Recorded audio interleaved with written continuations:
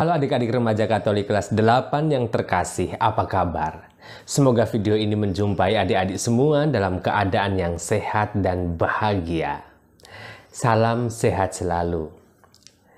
Di video pembelajaran kita sebelumnya, kita sudah tahu beberapa hal sehubungan dengan makna kerajaan Allah.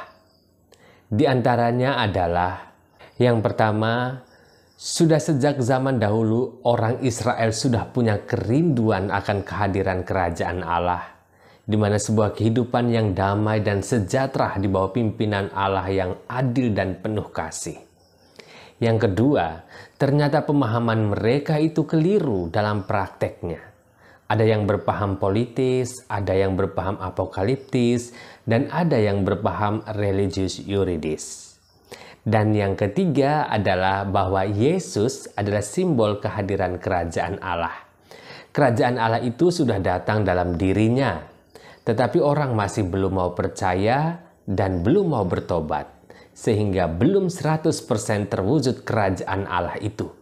Kita semua diundang untuk terlibat bersama Yesus untuk menegakkan nilai-nilai kerajaan Allah di dunia ini. Baiklah adik-adik yang terkasih, itulah rangkuman materi sebelumnya. Sekarang mari kita lanjut pada cara-cara Yesus mewartakan kerajaan Allah.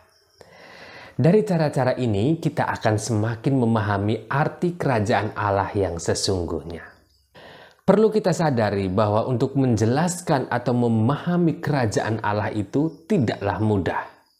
Karena tidak mudah, maka seorang guru harus punya berbagai cara atau trik untuk membuat para siswanya memahami materi yang sedang diajarkan. Misalnya dengan ceramah, membuat alat peraga, mengajak untuk melakukan praktek, dan lain-lain. Seorang guru yang baik biasanya mampu menjelaskan dan mampu mempraktekkan sebuah materi sehingga kemudian mudah dipahami oleh siswanya. Nah, hal ini yang sama juga dilakukan oleh Tuhan Yesus, Sang Guru kita yang hendak mewartakan atau menjelaskan kepada kita apa itu kerajaan Allah. Seperti guru-guru pada umumnya, Tuhan Yesus juga mengajar dengan kata-kata dan tindakan sehari-hari. Namun yang membedakan Yesus dari guru yang lain adalah selain dia mengajar dengan kata-kata dan tindakan, Yesus juga mengajar dengan melakukan banyak mujizat. Adik-adik yang terkasih, di video kita kali ini, kita hanya fokus pada cara Yesus mewartakan atau mengajar tentang kerajaan Allah dengan kata-katanya, dengan ceramahnya. Seperti yang dilakukan oleh guru-guru kita, Yesus juga mengajar atau ceramah saat dia menjelaskan tentang kerajaan Allah.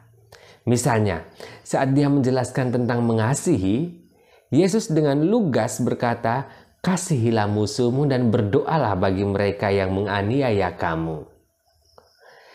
Tuhan Yesus mau mengatakan bahwa kita tidak hanya mengasihi semua orang, tetapi juga mengasihi musuh kita.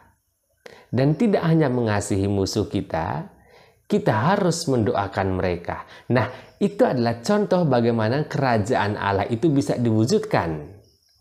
Tetapi ingat, tidak semua nilai kerajaan Allah itu mudah dijelaskan atau mudah dipahami.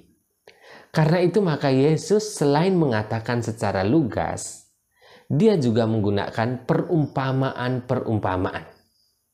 Apa itu perumpamaan? Perumpamaan adalah penyampaian pesan dengan menggunakan bahasa imajinatif, bahasa kiasan, bahasa simbolis, atau bahasa perbandingan. Jadi maknanya ada di balik sebuah kisah. Harapannya adalah dengan mendengar perumpamaan, orang akan dengan mudah memahami sesuatu atau pesan atau nilai yang mau disampaikan. Jadi perumpamaan itu biasanya menggunakan istilah atau kata-kata yang mudah atau biasa dipakai oleh para pendengar atau mereka yang mendengar perumpamaan itu. Bahasa sehari-hari pendengarnya. Kalau Yesus sedang mengajar orang-orang yang kesehariannya adalah menangkap ikan, ya kata-kata atau kisah yang diangkat Yesus ya pasti berhubungan dengan kegiatan para nelayan seperti menebarkan jala. Kalau pendengarnya adalah dari latar belakang pertanian, ya kata-kata yang dipakai juga berhubungan dengan dunia pertanian seperti biji gandum, menabur benih, dan lain-lain. Baiklah adik-adik yang terkasih, mari kita lanjut saja ke perumpamaan Yesus yang pertama. Kita lihat bersama. Bacaan Injil Markus bab 4 ayat 3-8 dilanjutkan bab 13-20. Mari kita baca bersama. Dengarlah, ada seorang penabur keluar untuk menabur. Pada waktu ia menabur, sebagian benih jatuh di pinggir jalan. Lalu datanglah burung dan memakannya sampai habis. Sebagian jatuh di tanah yang berbatu-batu, yang tidak banyak tanahnya. Lalu benih itu pun segera tumbuh karena tanahnya tipis. Tetapi sesudah matahari terbit, layulah ia dan menjadi kering karena tidak berakar. Sebagian lagi jatuh di tengah semak duri. Lalu makin besarlah semak itu dan menghimpit sampai mati sehingga ia tidak berbuah. Dan sebagian jatuh di tanah yang baik, ia tumbuh dengan suburnya dan berbuah. Hasilnya ada yang 30 kali lipat, ada yang 60 kali lipat, ada yang 100 kali lipat. Lalu ia berkata kepada mereka, "Tidakkah kamu mengerti perumpamaan ini? Kalau demikian, bagaimana kamu dapat memahami semua perumpamaan yang lain?" Penabur itu menaburkan firman. Orang-orang yang di pinggir jalan tempat firman itu ditaburkan ialah mereka yang mendengar firman. Lalu datanglah iblis dan mengambil firman yang baru ditaburkan di dalam mereka. Demikian juga yang ditaburkan di tanah yang berbatu-batu ialah orang-orang yang mendengar firman itu dan segera menerimanya dengan gembira. Tetapi mereka tidak berakar dan tahan sebentar saja. Apabila kemudian datang penindasan atau penganiayaan karena firman itu, mereka segera murtad. Dan yang lain ialah yang ditaburkan di tengah semak duri. Itulah yang mendengar firman itu, lalu kekhawatiran dunia ini dan tipu daya kekayaan dan keinginan-keinginan akan hal yang lain masuklah menghimpit firman itu sehingga tidak berbuah. Dan akhirnya yang ditaburkan di tanah yang baik ialah orang yang mendengar dan menyambut firman itu lalu berbuah. Ada yang 30 kali lipat, ada yang 60 kali lipat, dan ada yang 100 kali lipat. Adik-adik yang terkasih, perumpamaan tentang seorang penabur ini hendak menjelaskan bahwa dalam karya Yesus untuk menegakkan kerajaan Allah, betapapun ada kegagalan, meskipun ada kegagalan, karyanya itu akan menghasilkan buah panen yang berlimpah melebihi apa yang diperkirakan oleh manusia. Oleh karena itu, pengikut Yesus tidak perlu berkecil hati dan tidak usah putus asa bila mengalami berbagai kegagalan. Mari kita lihat ke perumpamaan yang kedua di Injil Markus bab 4 ayat 26-29. Lalu kata Yesus, "Beginilah hal kerajaan Allah itu. Seumpama orang yang menabur benih di tanah, lalu pada malam hari ia tidur dan pada siang hari ia bangun. Dan benih itu mengeluarkan tunas dan tunas itu makin tinggi. Bagaimana terjadinya tidak diketahui orang itu. Bumi dengan sendirinya mengeluarkan buah, mula-mula tangkainya, lalu bulirnya, kemudian butir-butir yang penuh isinya dalam bulir itu. Apabila buah itu sudah cukup masak, orang itu segera menyabit sebab musim menuai sudah tiba." Adik-adik, perumpamaan benih yang tumbuh ini hendak mengatakan bahwa kerajaan Allah itu seumpama benih yang sudah ditaburkan, lalu ia akan tumbuh dengan sendirinya. Bahkan seorang petani sering tidak mengetahui kapan ia akan bertunas atau kapan akan keluar bunga atau kapan persisnya buahnya terbentuk. Demikian pula tumbuhnya kerajaan Allah sering tidak bisa diamati, pasti tergantung sepenuhnya pada Allah, bukan usaha manusia semata. Bahkan manusia tidak bisa memaksa supaya cepat atau memperlambat pertumbuhannya. Pada saatnya yang tepat, Allah sendiri yang akan menegakkan kerajaan Allah. Kita lanjut lagi ke perumpamaan yang ketiga dari Injil Matius bab 13 ayat 24 sampai 30. Yesus membentangkan suatu perumpamaan lain lagi kepada mereka, katanya, "Hal kerajaan surga itu seumpama orang yang menaburkan benih yang baik di ladangnya. Tetapi pada waktu semua orang tidur, datanglah musuhnya menaburkan benih lalang di antara gandum itu lalu pergi. Ketika gandum itu tumbuh dan mulai berbulir, nampak jugalah lalang itu. Maka datanglah hamba-hamba Tuan ladang itu kepadanya dan berkata, 'Tuan, bukankah benih baik yang Tuan taburkan di ladang Tuan? Dari manakah lalang itu?' Jawab Tuan itu, 'Seorang musuh yang melakukannya.' Lalu berkatalah hamba-hamba itu kepadanya, 'Jadi maukah Tuan supaya kami pergi mencabut lalang itu?' Tetapi ia berkata, 'Jangan, sebab mungkin gandum itu ikut tercabut pada waktu kamu mencabut lalang itu. Biarkanlah keduanya tumbuh bersama sampai waktu menuai. Pada waktu itu aku akan berkata kepada para penuai, kumpulkanlah dahulu lalang itu dan ikatlah berberkas-berkas untuk dibakar. Kemudian kumpulkanlah gandum itu ke dalam lambungku.'" Adik-adik yang terkasih, perumpamaan tentang lalang di antara gandum ini mengandung arti begini. Kerajaan Allah yang diwartakan oleh Tuhan Yesus kepada semua orang itu tidak harus dengan cara segera menghabisi yang jahat, melainkan memberi kesempatan kepada mereka untuk bertobat. Sebab kerajaan Allah sendiri yang akan menghakimi mereka, bukan kita manusia. Allah mencintai dan menghendaki semua manusia, baik yang baik dan yang jahat. Tegaknya kerajaan Allah justru terjadi bila yang baik dan yang jahat bisa hidup bersama dan dengan penuh kesabaran serta kasih mendorong yang jahat untuk menjadi baik. Adik-adik, mari kita lanjut ke perumpamaan yang keempat dari Injil Matius bab 13 ayat 47 sampai 50. "Demikian pula hal kerajaan surga itu seumpama pukat yang dilabuhkan di laut, lalu mengumpulkan berbagai-bagai jenis ikan.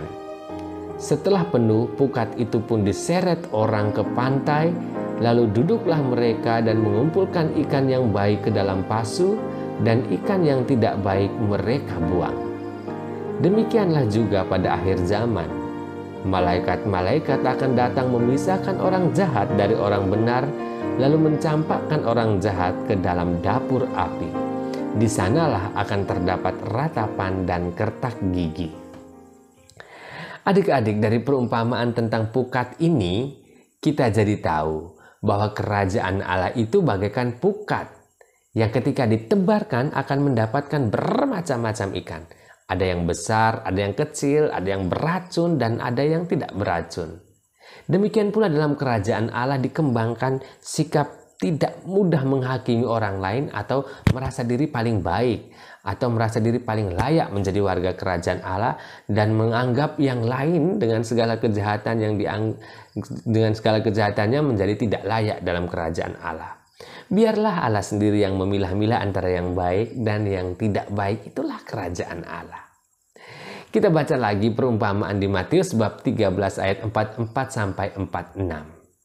"Hal kerajaan sorga itu seumpama harta yang terpendam di ladang, yang ditemukan orang lalu dipendamkannya lagi. Oleh sebab sukacitanya pergilah ia menjual seluruh miliknya lalu membeli ladang itu. Demikian pula hal kerajaan surga itu seumpama seorang pedagang yang mencari mutiara yang indah.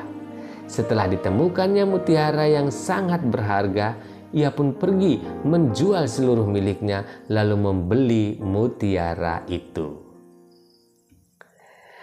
Adik-adik, dari perumpamaan tentang harta terpendam dan mutiara yang berharga ini, kita belajar bahwa demi kerajaan Allah, manusia harus memandang Allah sebagai harta yang paling berharga. Untuk itu ia harus berani meninggalkan segala miliknya yang selama ini dianggap paling berharga dalam hidupnya. Hidup dalam kerajaan Allah adalah hidup yang penuh sukacita, sekalipun untuk mencapainya seseorang harus berani meninggalkan segala-galanya. Adik-adik yang terkasih, demikianlah materi untuk hari ini. Mari kita lihat kembali beberapa poin rangkuman untuk hari ini.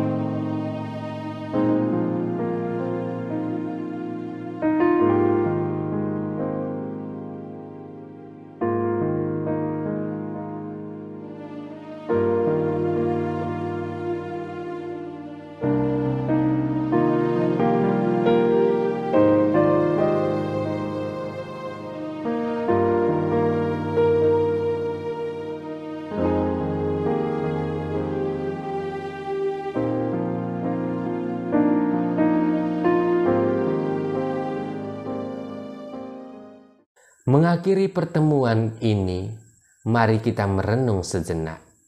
Ambillah sikap duduk yang baik, pejamkan mata dan ikuti arah kalimat refleksi berikut ini. Adik-adik yang terkasih, Tuhan selalu punya cara untuk membuat umatnya paham akan kerajaan Allah. Sembari belajar tentang apa itu kerajaan Allah, mari kita mulai dengan hal-hal yang kecil. Kadang kita tidak tahu caranya berkata-kata dengan baik dan sopan kepada seseorang. Kita kadang sering berkata kotor, dan bahkan kata-kata kita menghakimi orang. Mari belajar untuk mencari cara dalam menyampaikan sesuatu kepada orang lain. Pilihlah bahasa yang membuat orang lain paham. Pakailah kalimat yang membuat orang lain merasa berharga. Kadang, kata-kata yang baik, singkat sekalipun itu akan membuat hidupmu bahagia. Mari mulai merasakan kebahagiaan surgawi dengan berkata-kata yang baik dan sopan, membuat orang lain merasa dihargai dan bahagia. Kalau kata orang mulutmu adalah harimaumu, maka mulutmu juga adalah surgamu. Semuanya tergantung padamu. Jangan menunggu dan menuntut orang lain. Mari kita yang selalu mulai.